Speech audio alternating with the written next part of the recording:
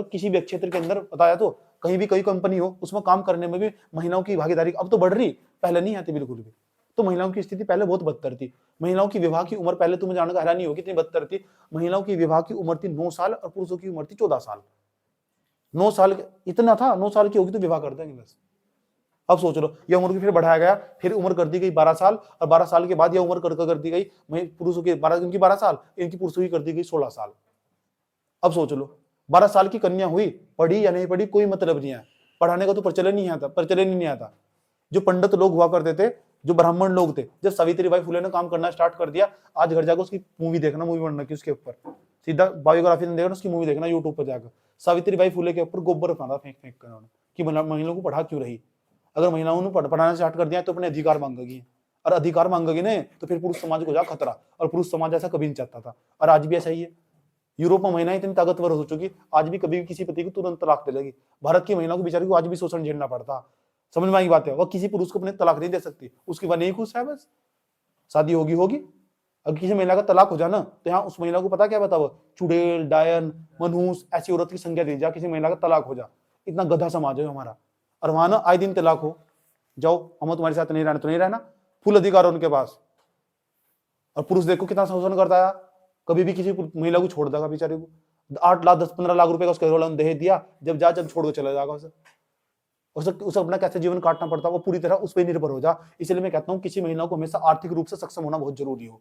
जब वो पैसा कमाने सीख जाएगी धीरे धीरे, फिर किसी की सुनने की। इसलिए कहता हूँ महिलाओं को हमेशा जरूर पढ़ना चाहिए।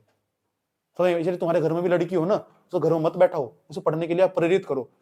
समझ में आया बात क्या? अगर घर में बैठे तो पूरी जिंदगी घर में बैठी रह जाएगी वह। समझ में आया बात है? उसे इतना पढ़ लिख के इतना कामयाब बना दो ताकि कोई समाज उस पर उंगली उठाई नहीं सके।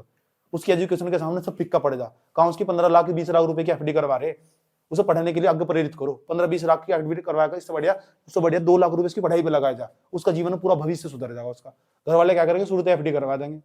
हमने नहीं करवाई, मेरे घर वाले भी करवा देते, इनका कोई जरूरत नहीं है, चुपचाप पैसा पढ़ाई में लगाओ टोटल। समझ में आया बात यह? ठीक, इसलिए इंसानों का पढ़ा लिखा होना बहुत जरूरी है। तो इस बात का विशेष तौर पर ध्यान रखो कि महिलाओं का आर्थिक रूप से सक्षम होना जरूरी, अपने पैसे पर, अपने बलबूते पर, अपने खुद के बलबूते पर खड़ा होना जरूरी, फिर तुम्हें कोई कुछ नहीं कह सकता। ठीक, इतना बड़ा समाज है। नहीं तो ये पुरुष पता क्या करते रहेंगे, ये पुरुष तुम्हारा हमेशा शोषण ही करते रहेंगे। और पहले तो शोषण करता है। शोषण किस टाइप का हो, हर चीज में शोषण, हर चीज में महिलाएं अच्छी ड्राइवर नहीं होती है, कहा लिखा हुआ? किसी महिला गाड़ी चलाता देख लिया ना, बस उसके बारे में 100 बातें बनानी स्टार्ट कर दी। हाँ महिला गाड़ी चला रही है, ऐसे देख रहे पाड़ गधे हो। वहां देखो ना उसमें चेन्नई में आधे जगह महिला घूम रही, गाड़ी बस ड्राइवर कंडक्टर सब। वहां जाओ यूरोपीय समाज में बहुत आगे पुरुष पीछे छोड़ दिया, कई साल पहले मैं पुरुष पीछे छोड़ चुका, चल भाड़ में जाओ तू। और यहाँ महिलाओं को घर तो बाहर कैसे तू कैसे निकल गई घर से बाहर? तू हमारी देश की आन बान शान हो, तू घर की इज्जत बर्बाद होगी हमारे घर की। कुछ भी कहा है, इतनी सी सोच पिटारा बंद कर लिया बस एक। तो ये समाज को जागरूक होने में भी 100 साल लगेंगे पूरे, इस समाज को जो है जिस एरिया में तुम रह रहे महिलाओं के प्रति। और यह बात अपने घर से शुरुआत करो। मान लो तुम्हारे घर में कोई लड़की है, उसका मैटर ओपन होगा तुम्हारे घर में किसी को, तो वो पूरी ठेस पहुंचेगी। और चाहे तुम्हारा खुद का चक्कर चल रहा हो, फिर तुम्हें ठेस नहीं पहुंचती।